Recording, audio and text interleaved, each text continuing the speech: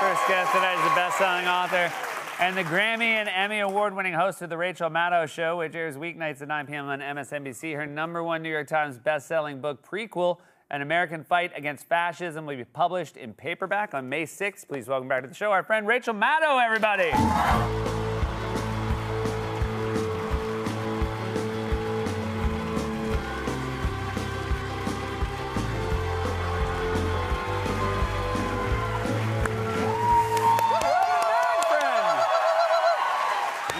We've been lucky enough to have you back on air 5 days a week. You're doing it for the first 100 days. Yep. And that's great. And the thing that's not great is when I realize it hasn't even been 100 days. No.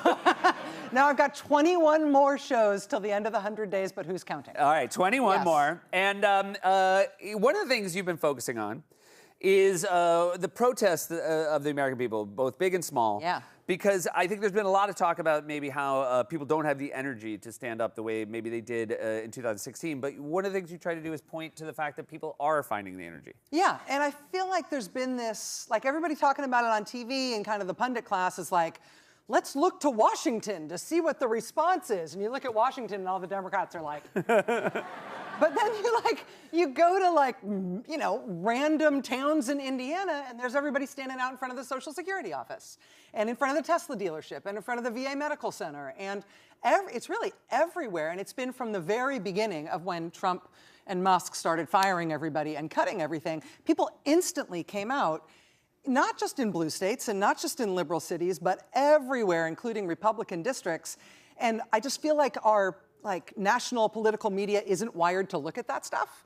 But if you just, spend time looking for it, it's been an enormous amount of response from the American people right from the very beginning. So I've tried to show it every time I can find it. Well, there is that interesting thing where I think voters are showing that they always have this power, right, to stand up and they hold these votes. And obviously in D.C., Democrats don't have any power right now. Yeah. And I think people have been disappointed by their lack of energy, as you noted. Yeah. Cory Booker last night did speak for 25 hours and then went straight on your show. Yes. Yeah. I did think, as for what it accomplishes, I don't know, but it did at least say, I think, to his voters, look, I do still have some energy for this fight. Oh, yeah. And I think that initial lethargy and kind of stunned reaction from the Democrats is over now. And I also think it's interesting when Senator Booker said, he sort of explained, he had time to talk. When he explained why he was doing it, he said, listen, my constituents put me up to it. My constituents are demanding me, are challenging me to do more. And we're seeing that targeted at Democratic politicians all over the country. The Republicans are too afraid to hold town halls. Democrats are holding them everywhere. But every time they do, they get screamed at by their constituents saying, do more, do more. This isn't a normal time. Stand up more strongly. Be more radical in your opposition to this guy. Do more to stop him from what he's doing. And Senator Booker said his constituents told him, take risks. Do something you don't think you can do. You need to show people that this is not normal times and it is worth doing everything we can. And he did. And I think that kind of reaction, the way you guys saw that, I think the whole country kind of saw that. Every single time I tuned in on TikTok or C-SPAN or YouTube or anything, there were tens, if not hundreds of thousands of people watching. It's like the whole country stood up and gave him a standing ovation. I think you're the first person who's ever said on TikTok or C-SPAN in the same. You are a very weird Venn diagram, Rachel Maddow. I am. You go back and forth. You don't want to miss anything. Well, usually, C-SPAN for me is usually like a weeknight kind of thing. Yeah, that's where I go to see the new fun dances. Yes. I go right to C-SPAN. All right, so last night, look, again, it's one court seat in Wisconsin. Yeah. But, I do think it's fair to say that the Wisconsin voters certainly had a chance to vote on how they felt about Elon Musk. Because it's very rare for someone to put themselves in the center of an election the way he chose to do. It's very, I think, unfair right now to say, oh, everybody's trying to make it a referendum on Elon Musk. He chose to make it a referendum. Yeah, if you spend $26 million on a judicial race, that's more money than anybody's ever spent on a judicial race in the history of judicial races. And if you come in and you put the cheese thing on your head and you say, here's my $26 million, and by the way, the fate of human civilization rests on this and you must do what I want. Yes, guess what? It's going to be about you. And the people of Wisconsin just gave him the one finger salute. I mean, that was a double-digit victory in a statewide election in a state that Trump just won. Yeah. And so if you're trying to sort of take the temperature as to where people are, I think people know exactly how they feel about Trump and Musk, and it's why the liberal candidate won last night. There were 2 elections in Florida last night as well. Yeah. The Republicans won in Florida by smaller margins than they had in November. Do you take that as a bellwether, or is it, again, are we just, there's so few sample sizes since the election in November, are we putting too much on it when we have sort of 3 races? I mean, it's always easy to extrapolate too much from individual races, but, I mean, those are races where the last time a Republican ran in that district, they were winning, 32, 33, 37 points. And the Democrats cut those margins last night to 14 and 15 points in those 2 districts. So they made up 20 points, 15 to 20 points in each of those places. I mean, if in a deep, deep, deep red district like that, Democrats can keep the margin that slim, it sort of means that Republicans aren't safe almost anywhere. And I think right now, even though the Republicans won those 2 races, they were such deep red districts, the Democratic performance there means that I think anybody in any district in the country right now would rather be a Democrat than a Republican, running with the electorate that we've got right now who can see what Trump and Musk are doing. And then also, it does speak to even deep red, right? Like everything you've mentioned, and the Musk cuts are not, so many of them are not specific to, blue cities and places, known as liberal bubbles. Yeah. When you cut the VA, when you cut Social Security, I mean, that is across the political spectrum. And I feel like closing Social Security field offices, like who's clamoring for that, Yeah. right? Who was like, what I'd really like is to make sure that veterans can't get their mental health counseling, that old people can't get their Social Security checks, and that we cut all the Alzheimer's care. Because make America great. Yeah.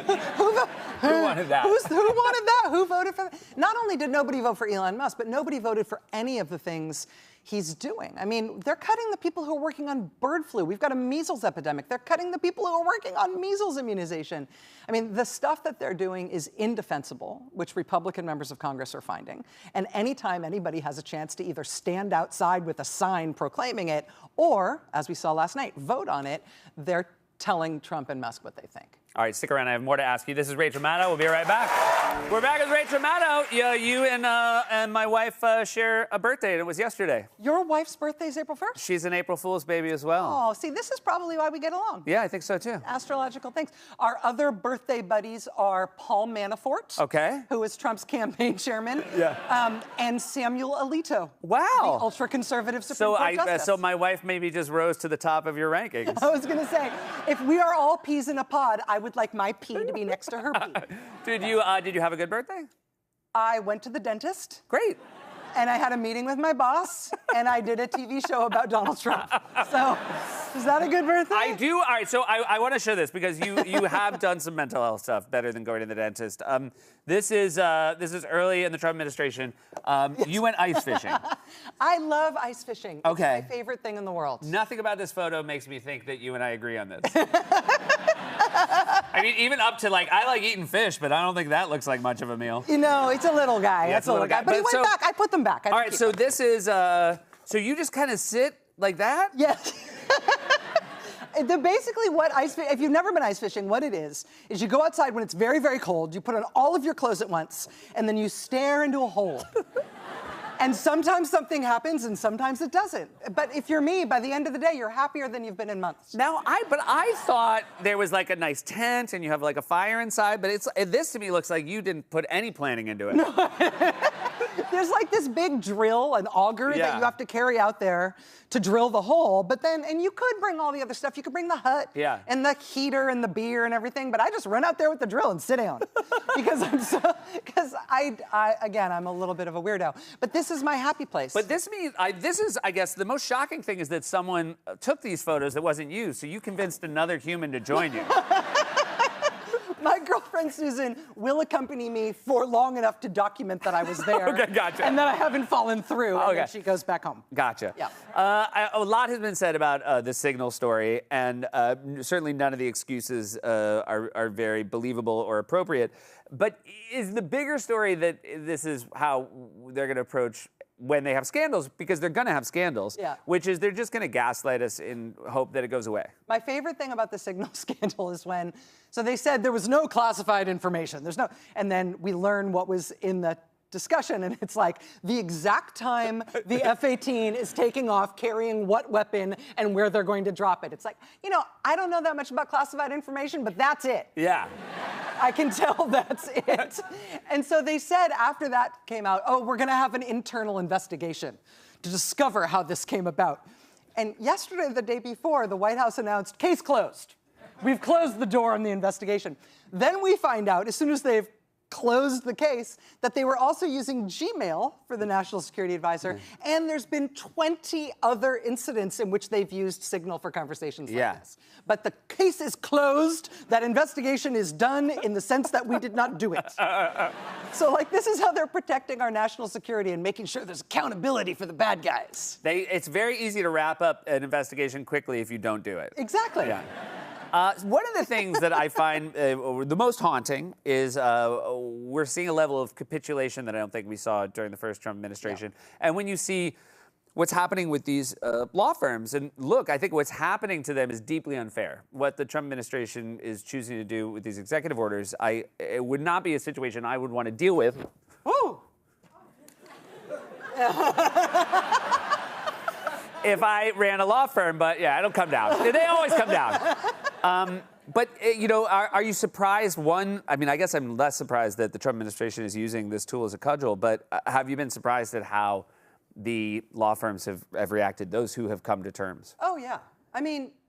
Just contrast the, plumbers and grandmas who are standing outside the VA medical center saying, don't cut these VA jobs, and veterans deserve better, and screw you, Trump. You take those folks, including the people who are getting fired from these jobs, then getting out and walking the picket line and protesting, and it's happening in red states and blue states all over the country. And then you've got these incredibly rich, incredibly powerful, incredibly comfortable people saying, I don't want to be on the enemy's list. Oh, no, we're going to capitulate. And you've got these very rich, powerful law firms, and frankly, the CEOs of very powerful media companies saying, no, please don't insult us, or please don't say you're going to hurt us. The only way to beat guys like this, which we've all known since elementary school, is to punch them back and to say no and to band together. And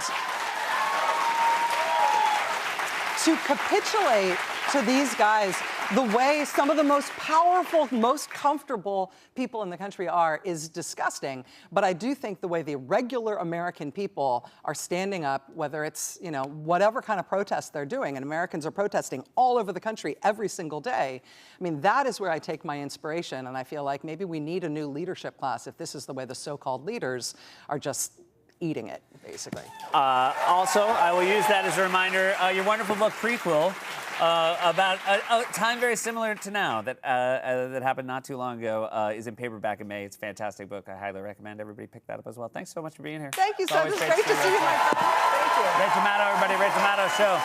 Weeknights at 9 p.m. on MSNBC and her best-selling book, Prequel. Paperback May 6th. Stick around. Be right back with Rob Delaney.